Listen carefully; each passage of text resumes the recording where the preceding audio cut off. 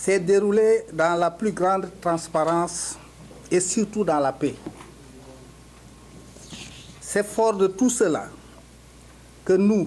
leaders de Macky 2012, saluons la forte maturité du peuple sénégalais,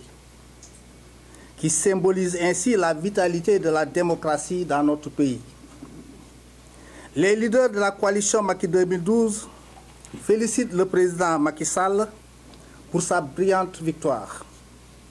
Le bilan du président, comme son coefficient personnel, mais également et surtout l'engagement et la détermination de Benno Bokk Yakaar, de la grande majorité présidentielle, ont été déterminants dans la victoire au premier tour. Une belle victoire sans appel de 2 554 605 voix, soit 68,26%, 58,26% contre 898 674 voix, soit 20,51%, pour son suivant lointain, soit un écart de plus de 1 600 000 voix. C'est pour la première fois qu'on constate un tel écart entre le premier et le deuxième pour une élection présidentielle. La coalition mère, c'est-à-dire Macky 2012, qui est la première colonne vertébrale de Benno Bokk Yakaar, dont les membres ont investi le terrain, les cœurs et les oreilles des Sénégalais et des Sénégalaises en misant sur des visites de proximité par des porte-à-porte, bouche à oreille, qui ont permis de partager avec les Sénégalais les réalisations de notre candidat, son Excellence le président Macky Sall, ainsi que de ses perspectives prometteuses. Les leaders de Macky 2012 se réjouissent du second mandat. En dépit de la mauvaise foi des acteurs de l'opposition, qui veulent noircir notre victoire par la falsification des résultats qu'ils n'osent pas présenter au Conseil constitutionnel, Idriss Seck, le faussaire, qui se relève difficilement de son chaos, doit savoir que la démagogie, le mensonge, la victimisation, les infox, les fake news et les fake news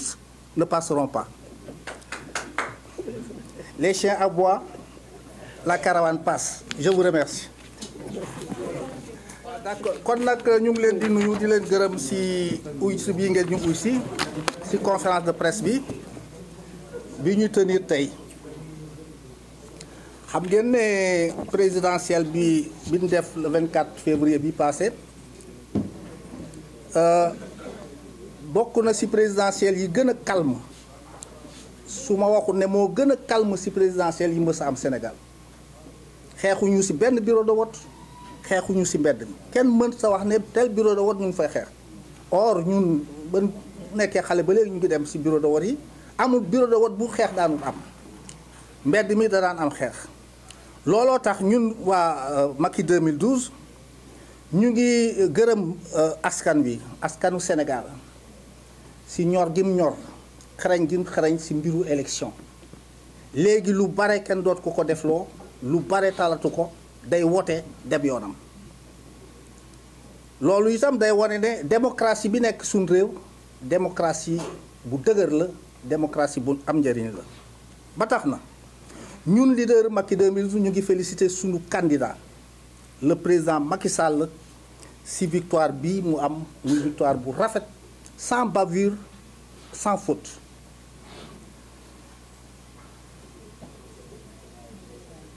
ñu ngi wax dem ne ndam loolu li ko indi mooy bilan daa liggéey pendant 7 ans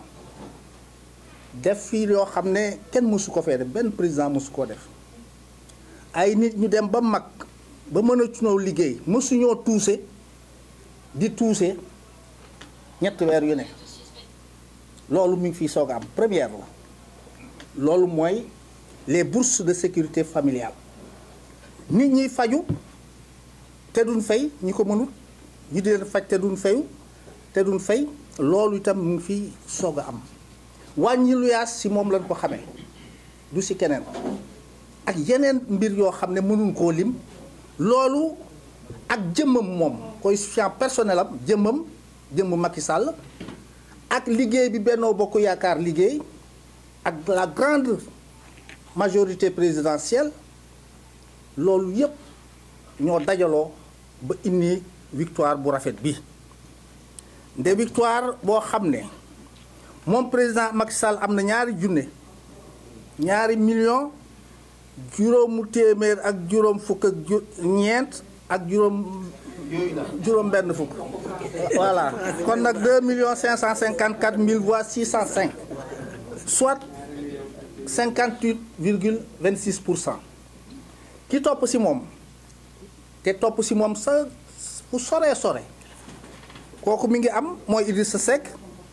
mi ngi am 898 664 baat 74 baat soit 20,51%. kooku sore na ko trop pour la première fois ñu gis diggante premier bi deuxième bi écart bu toll nii plus de 1,6 million voix kooku mës sa am moo tax ñu ne victoire bi victoire bu rafet la victoire bu mag la aussi lii kenn mënu koon imaginer ba tax na ñun coalition maire Macky 2012 ñun ñi nga xam ne ñooy première colonne di colonne vertébrale Benno Bokk Yaakaar ñun danoo liggéey ci terrain bi danoo liggéey ci xol yi danoo liggéey ci nopp yi parce que ñu ngi compté woon ci visite de proximité yi dem ci nit ñi porte à porte bouche à oreille loolu moo tax ñu mënoon a waxtaan ak askan wi ci li Macky Sall liggéey yépp ak ci lim bëgg a liggéey suñ ko joxaatee beneen mandat ba tax na suñ candidat mu yaakaar na ne lii mu dëkk askan wi mooy perspective yi dina ko mën a def ci 5 ans yi mais 5 ans yi itam dina ko permettre mu mën a yeggali lim naaloon ci premier mandat bi te yeggutoon ba tax na ñun Macky 2012 kontaan nañ trop ci ñaareelu mandat bi et dinañ ko gunge moom sunu candidat sunu président Macky Sall ci exercice su pouvoir bi ni muy doxalee réew mi mais ci défendre pouvoir bi aussi dinañ ko défendre ci dernier mandat bi parce que dernier mandat bi contrairement liñ foog mandat bu compliqué lay doon mandat boo xam ne liggéey bu bare la laaj parce que dina liggéey pour yeggali lim naaloon dina liggéey perspective yi mu wax warta desati da kaa war a jeexal fi léegi juróomu at mais dina liggéey itam pour defar ëllëgam defar ëllëgu coalition bi defalu ëllëgu sunu projet de société parce que il n'est pas dit que day liggéey nii rek dem Macky Sall ne quittera jamais la coalition il sera toujours le président de l'APR. Du coup, il est toujours dans Benno Bokk Yaakaar, dans Macky 2012 d'abord, où il est le président, mais dans Benno Bokk Yaakaar aussi. Et son avenir n'est pas scellé. Xam ngeen ne 2024 lay jeexal 2024 2029 dina am président bu fi nekk suñ sañoon mu génn suñu rang mais su génn suñu rang itam 2029 su ko neexee mu ñëwaat présenté wu. Ah oui, la loi le permet.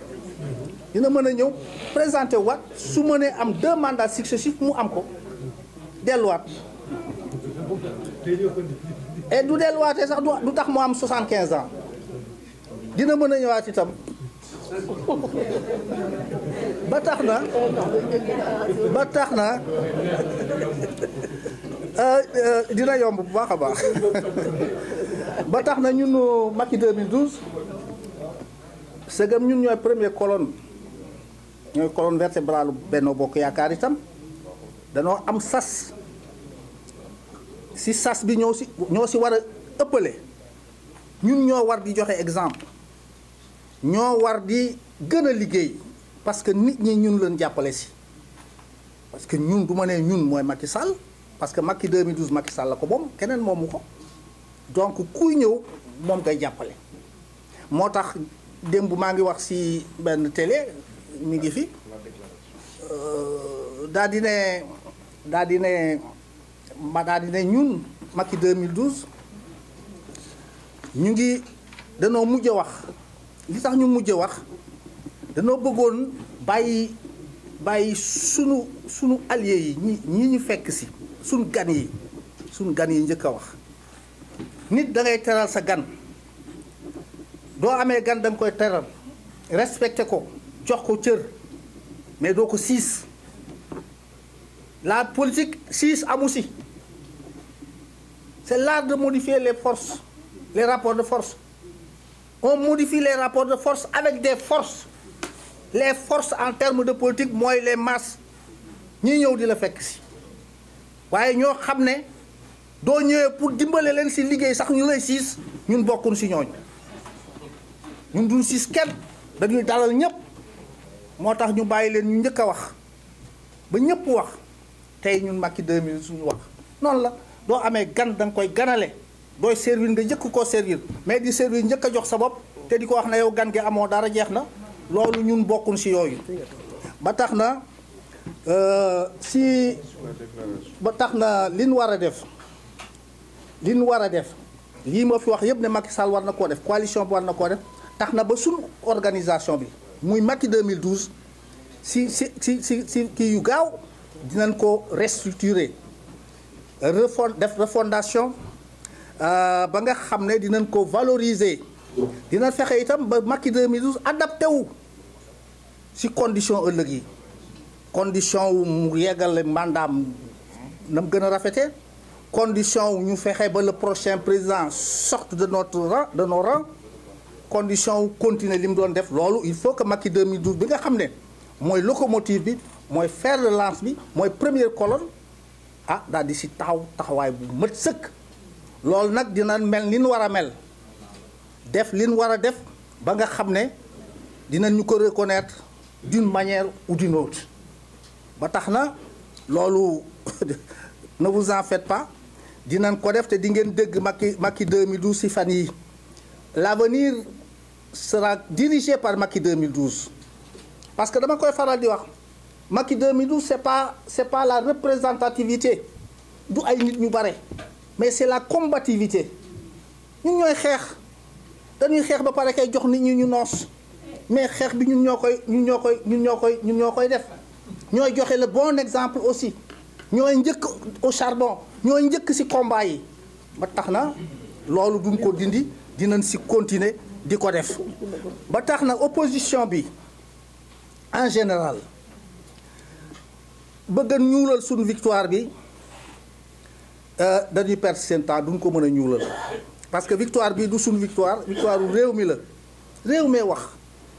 réew mee ànd ak Macky Sall xam nga doon wax ne Macky Sall réew mi génn na ci moom xam nga dafa am ñu ñuy wax idéaliste yi mooy ñi nga xam ne danoo foog ne lu ñu wax rek loola am na loolu la danoo jaawale l'abstrait et la réalité daa Macky Sall ñëpp génn nañ ci moom dinañ ko gagner et cetera Macky Sall laminé leen écraser leen ñoom ñëpp doo dajalee 4 candidats yi li ñu am yëpp Macky Sall am na ko ba ëppale leen 700 000 voix ñoom 4 candidats yi kii def kon du seen morom ci xaadu doon seen ba tax na moom chefu opposition boobu moom def na boppam chefu opposition muy Idrissa Seck nga xam ne faussaire la il est enclin à la fraude loolu yàgg na si moom enclin à la trahison loolu yàgg naa ko moom Idrissa Seck mi ngi soog a yeewu kaw yi ñu ko dóor kaw dëbu mu kii mi ngi soog a yeewu di terte alors moo tax ñu ngi koy wax ne ñun Macky 2000 nde ko démagogie bi fen yi di yërëm tëru waa dan maa kii victimisation infox yi infox mooy ay fen itam moo fake news benn la infox yi fake news yi ak fen news kooku idi fen news mooy di jéem a fabriquer ay résultats yoo xam ne ñeme woo koo yóbbu fa nga ko war a yóbbu parce que doo ko yóbboo ñu topp la nag comme faussaire kooku délit la falsification de document délit la ñu ngi koy yëgal ne loolu du jàll te mënta jàll loolu su doon jàll Macky Sall ñu gañe ko lu ñu deful amul dem na ba fay ay nit ñu duy saaga fay ay nit ñuy dénigrer Macky Sall ak famille am fay des insulteurs des publics mais loolu yëpp taxut réew mi xam na lim xam wote na ki mu bëgg a woteel ba tax na dañuy wax ne xaj yi dañuy mbow rek waaye Macky Sall moom day dem rek di dem rek di dem rek. Je vous remercie.